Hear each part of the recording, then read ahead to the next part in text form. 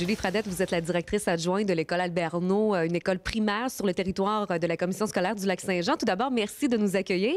Ça nous fait plaisir de vous accueillir ici ce matin. Parlez-nous tout d'abord de cet établissement-là. Combien d'élèves et un peu les services que vous allez offrir? Alors, à l'école Alberno, nous accueillons pour cette année 197 élèves répartis dans 2 classes de maternelle et pour un groupe de chaque niveau supérieur. Nous avons aussi une classe multiniveau en 1-2. Nos élèves de 6e année peuvent bénéficier du programme d'anglais intensif. Présentement, ils sont dans leur partie académique, alors ils l'ont fait avant les fêtes. Madame Fradette, parlez-nous un peu du plan de réussite et des projets éducatifs qu'on va retrouver ici à l'école Alberno. À l'école Alberno, le plan de réussite est principalement constitué de 2 objectifs qui sont reliés à la lecture et à l'écriture. Donc, le défi est vraiment de faire de nos élèves de meilleurs lecteurs, de meilleurs scripteurs. Donc, toute l'équipe école sélectionne, choisissent des activités pour faire la promotion de la lecture et de l'écriture. Mais au-delà de ces préoccupations pédagogiques, nous avons aussi nous ressentons la nécessité d'encourager des valeurs sociales chez nos élèves, dont celles qui sont reliées à l'environnement et celles qui sont reliées aux saines habitudes de vie. Alors, aujourd'hui, nous sommes fiers de vous présenter 2 projets qui nous tiennent à cœur, qui sont reliés aux saines habitudes de vie. Nous avons une collation santé et une panoplie d'activités que l'on propose à nos élèves dans le cadre du grand défi Pierre Lavoie.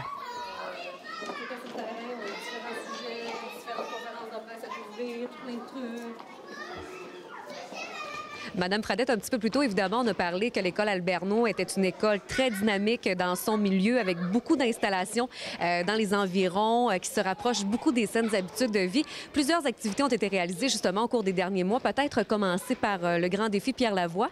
Tout à fait. L'an passé, nous avons eu la chance d'être parrainés par 2 équipes du Grand Défi Pierre Lavoie, ce qui nous a donné aussi beaucoup de sous. Nous avons eu la chance de recevoir de nos équipes 5 500 $ à peu près, environ.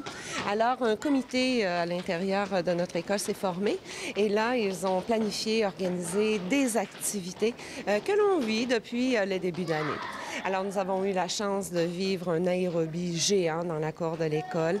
Là, présentement, il y a de l'aérobie, mais à l'intérieur, qui est en train de s'organiser pour nos élèves de maternelle, première, 2e année, qui va se vivre une fois par semaine. Pendant 10 semaines, nous avons pu aller vivre une belle journée de plein air à la Damentaire. Les jeunes ont pu s'adonner à la glissade, au patin, à la raquette.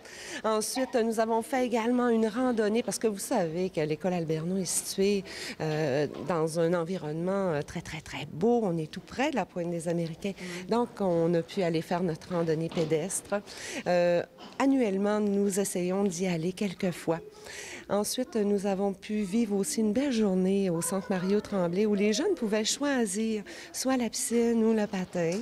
Alors, vous savez, on a la chance de promouvoir les saines habitudes de vie chez nos élèves.